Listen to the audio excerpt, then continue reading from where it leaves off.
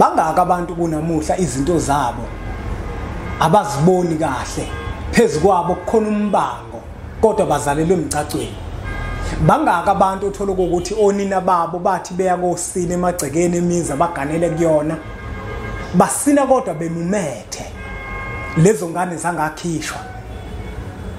Bangaka abantu ababangwayo uthola ukuthi umuntu leyo nto agcine engayilungisi, agcine umuntu engayisukumeli leyo nto ngesizathu sokuthi yena wazi ukuthi abazali bakhe basinile ngokuphelele. Kanti umzali wakhe wathi efika wafike emumethe, wafike semkhulelwe lelo cala elalenziwe uyise komalume bakhe, ithongo la komalume lisalibambile lilengisile. Asisakwazi ukukhuluma nogogo, khuluma kokuthethe nezinto amavasha abahlosile bathi usokhuluza ugogo bewe. Asisakwazi ukukhuluma nogogo bunga yezinto wewo siyakhuleka kunina abakhulu hayikhona bogogo nomkhulu igama umfoka mbanje itsisa simbiza ngonduna kanjaba hayikhona yasuke yahlala impungu sihlebelela ulwazi izinto zaqala zakhanya nenkinga zaphela emphela njaba isisa kithi siyakhala sekhona nenyanga zamanga izinto sakithi siyahamba engathi sekhona abafundisi bamanga. Nina bodlungwane kaNdaba, udlungwane lombelebele olwadlunga emanxulumeni kwaze kwasa amanxulume esibekelana. Nina bakanodume ehlezi kaMenzi ngiyimpunga yesintu. Ngiyakhuleka umhlaba wonke nasendaweni zonke la kuhamba kufinyele khona lomfanekiso oqoshiwe. Uma kuthi umusha kule channel, ibizo lami ngumlekeleli wakambanjwa impunga yesintu. Insizwa zimbiza ngonduna kaNdaba, untombizi yamncumela insizwa zemkhomba. Silwane esincane saphuma ehlahleni ekseni ngovisa sivuthulula ngoba sigcwele amabethe ngumshana wakofuze fulele. Omashiya mahle sengathi azoshumayela ngumzukulu kaMdumo igaba elimabanga likaThumbula Tshatatsha, uTshatatsha kaPheshe, uPheshe kaMaguyane, uMaguyane kaVaphi, uVaphi kaNokhonjo. Kuhlala kuyintokozo ukufika kwami la ku channel yethu enkulu impunga yesintu TV. Ngizonisikela kwelinonile ithenye insizwa. Uyabona impunga yesintu TV, yebo impela maningi ama channel akhona, kodwa impunga yesintu TV isilethela indaba eziseqophelweni eliphezulu. Ngaso sonke isikhathi ayilethi izinto othola ukuthi nje zisobala. Yebo kwesinye isikhathi kuyenzeka sifike sozikhuluma izinto ezisobala kodwa izinkulumo zethu ziseqophelweni eliphezulu. Ingakho naze nangiqamba nathi nguphunge elimnandi elizwakala njalo meke wavula umlomo awuzweke. Ngifuna uthulizwe lelo phunga. Kukhona umuntu othola ukuthi usebudlelwaneni nomunye umuntu. Uma sebudlelwaneni nomunye umuntu kubudlelwane obaziwa yibona bobabili okanye ubudlelwane obaziwa uyena nabangani bakhe nalowo muntu. Kodwa emuva ekhaya lobo budlelwane babo abaziwa. Uma bungaziwa lobo budlelwane babo bobabili bese bayahlangana ngokocansi. Mabehlangana ngokocansi kulona wesifazane sekuhlala umntwana esiswini. Uma kuhlala umntwana esiswini lona wesifazane wazi umthetho awushayelwa kubo ukuthi phakathi kwalomuzi asifune intombazane ezomitha. Phakathi kwalomuzi asifune intombazane ezothola umntwana imtholele ekhaya. Kodwa ngesizathu sokuthi ubese budlelwaneni nomunye umuntu amthandayo kwagcina sekuhlala isisu okokuqala lokho. Kwesinye isikhathi uthola ukuthi lo muntu sebudlelwaneni, insizwa sebudlelwaneni nayo yafika emagcekeni akubo, yazokhipha ilobolo, yamlobola ngenhloso yokwakha ubuhlobo phakathi kwesibongo sayo nesibongo sabo kantombazane. Bafuna ukuthi ababo kantombazane bamganisele lengane yabo izomvusela umuzi kayise. Ngifuna ukuthi ubambe. Asibuyeke manje size la kulona wesifazane othola ukuthi ukebudlelwaneni. Ngifuna ukugxila kuyena kakhulu. Wathi lo wesifazane umethola kusanesonto elilodwa ukuthi ubambile sekuhlela umntwana esiswini. Wahamba wayesokeni lakhe wathi haye sengikhulelwe mina manje nekhaya nje baba uzongixosha ubaba uzongishaya ubaba. Ngesimo sokuthi insizwa inkanko edla amacimbo kwandulelisa yathi ayikhululeka ngizohamba ngekini ngivele ngokulobola. Nangempela lensizwa yathi mayifika yafika zishaya zonke inkomo yalobola yenza zonke izinto kwashesha. sangavela isiswa ngakaziwe ekhaya ukuthi lo wesifazane ubesebambile kukhona umntwana esiswini kuyena. Kwathi emva kwenyanga ezithathu isisa sikakabonakali. Uyise wayintombazane wayikhipha wahlaba uphaphe yemukelwa yaqhoyiswa yaba umfazi. Sahamba isikhathi savela isiswa wathi hawu kusekhulelwe. Ayisakhulunywa manje indaba yokuthi lesisu kusihlale nini. Kwahamba isikhathi lo wesifazane wabeletha wayibeletha ingane uyibelethela emzini aganele kuwona. Kwesinye isikhathi kuthola ukuthi akugcitshwanga icala lenziwe. Insizwa ibisilobolile kodwa mayisilobolile insizwa base behlangana bembatha sahlala isisu. Uma sihlala isisu lo wesifazane umntwana wambelethe seqhoyisiwe kulomuzi wambelethe sengenisiwe la eyoganela khona. Nayike indaba la isuka khona. Uma lengane nezelwe manje masiqhubeka isikhathi ingane idonsa kanzima empilweni. Yini yenza ukuthi lo mntwana adonse kanzima? Useyasukuma manje umntwana uye ebantwini bamanga mabefika abantu bamanga bafike bamhlolele bathi wena kufanele ukhishwe komalume bakho. Aphikame ngobhoza athi mina ngazalwa abazali bami sebesinile. Ngazalwa mina abazali bami sebegcagcile. Ngikhishwa kanjani? Ibuyele emuva ingane. Abazali nabo bathi hayi uthothi mhlambe kwesisikhathi abazali abasekho. Kuthiwe wena abazali bakho basina bagcaca ngokwesintu isicawu sabo nasiya. Kanti abazali bakho bathi besina umama wakho wasina wena ukwesiswini kuyena ekukhulelwe. Umama wakho ngenkathi esina wena wawusuhleli okhalweni lakhe. Ubaba wakho into enavele wayenza wavele wahamba ubaba wakho wathi umefika kini komalume bakho ngesimo sokuthi usenze icala lo wesifazane ubona ukuthi abazali bakhe bazomxosha wangalithetha icala lenzile kodwa yena wavele walobola ithongo la komalume bakho labe selilengisa lelo cala lenzile.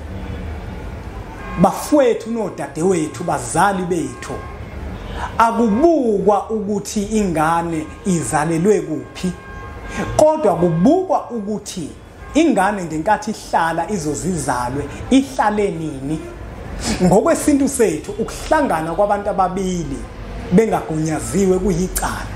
Leyo ngane etholakala kanjalo noma ngabe unina wayo utheme seseyibeletha wayibelethe sesinini kodwa ngoba ihlale yena engakakhishwa ngaleya mbuzi uyise wakhe engakamdonsi ngengalo leyo ngane kufanele ikhishwe komalume. Bangaka abantu kunamuhla izinto zabo abaziboni kahle phezukwabo kukhona umbango kodwa bazalelwe emcacweni. Bangaka abantu othola ukuthi onina babo bathi beya kosini emagcekeni emizi abaganele kuyona basina kodwa bemumethe lezo ngane zangakhishwa. Bangaka abantu ababangwayo uthola ukuthi umuntu leyo nto agcine engayilungisi agcine umuntu engayisukumeli leyo nto ngesizathu sokuthi yena wazi ukuthi abazali bakhe basinile ngokuphelele kanti umzali wakhe wathi efika wafike emumethe wafike semkhulelwe lelo cala elalenziwe uyise komalume bakhe ithongo la komalume lisalibambile lilengisile lithi lokusafanele azohlawula ngoba wembatha nengane yethu ngaphandle kwemvumo yethu noma ngaze kuthiwe wawusulobolile wahlangana naye lo wesifazane ngokwembatha kwabe sekuhlala umntwana ngesizathu sokuthi wena waphanga umdaka izulu linganile iyona nto ke leyo yenza ukuthi lela cala ulithethe ngoba awuzange uzulithethe lelo cala wena wavele walobola wangahlawula ukuthi sewenza icala. Angingadeqa amagula ngoba ngemuki ngiyimpunga yesintu bengithi ake ngiveze lento ecashile kangaka abantu abaningi othola ukuthi yabashaya uthola ukuthi umuntu ngenkathi unina wakhe Ghana wafika nengane vele sekhulelwe leyo ngane leyo kuyadinga ukuthi ibuyele komalume bayo iyokhishwa ngembuzi yamukelwe ngapha ngembuzi ingeniso nakubunina wayo eyibelethele khona lapha kubo kodwa ngesizathu sokuthi uyise wayo leyo ngane wenza icala yingakho kubalekile ukuthi lelo cala lilungiswe njengoba bengishilo ngenza umfanekiso wokuqala okuwukuthi iningi labantu bayahlangana babe sebudlelaneni ngokothando bese kuhlala isiso uma sekuhlala isiso intombazana ingasho kubo ukuthi mina sengimithi lensizwa le ivele igijimiye kolobola isigqiba lecala lele lenziwe uthi makhamba isikhathi ingane isizalelwa ngale uyise wayo lengane le akazange alihlawule lecala lenzile ukuthi amithise ingane yabantu ngaphandle kwemvumo yabazali bayo amithise ingane yabantu abazali bayo bengacacile amithise ingane yabantu engacacile nayo iyona ke into enzo ukuthi leyo ngane kufanele ukuthi ibuyele emuva komalume wena mzali wayo oyise kuyona uhambe nenkomo uyohlawula lecala walenza ukuthi umbathe nengane yabantu umithise kungafanele bengakakuniki noma ngabe kuthiwa kade usulobolile kodwa uma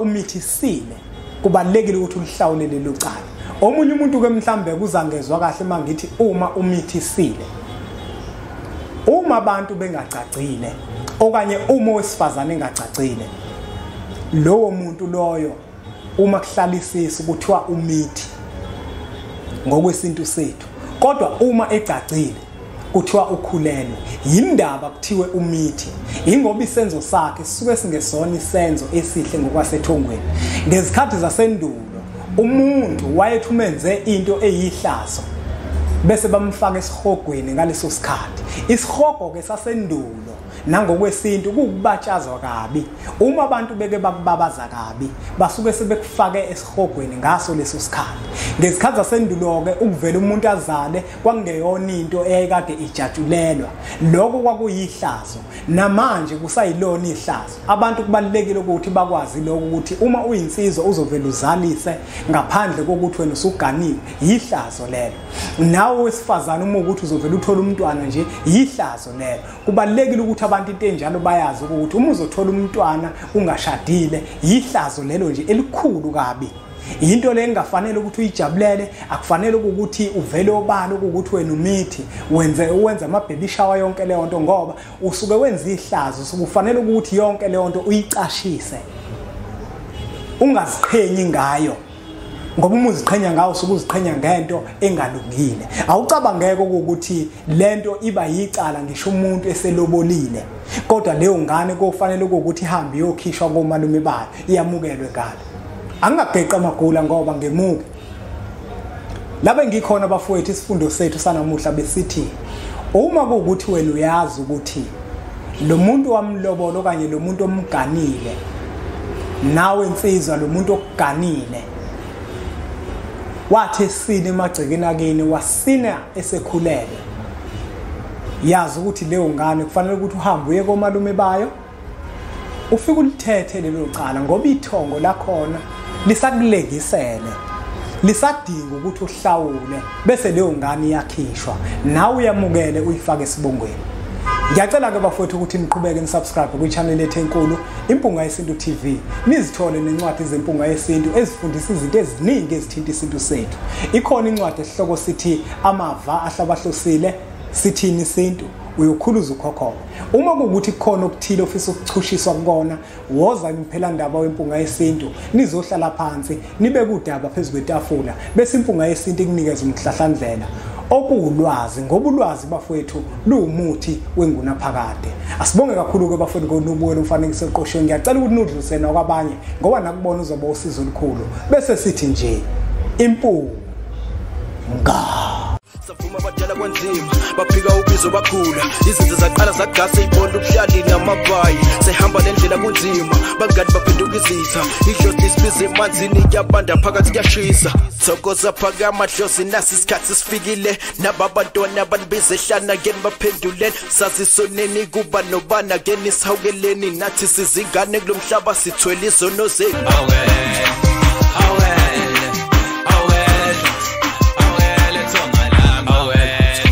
Bogogo nanibomkhulu ngiyazi namaphupho ngami asibaculela amahubo manje lapho umhlaba ngami abangani sebejikile naba ethi inkinga zami dozi ngiphethe wena ngiyazi ngiyabafane nami asibahube batatasela sibayeke baqhamazela ungalingi ubathethelele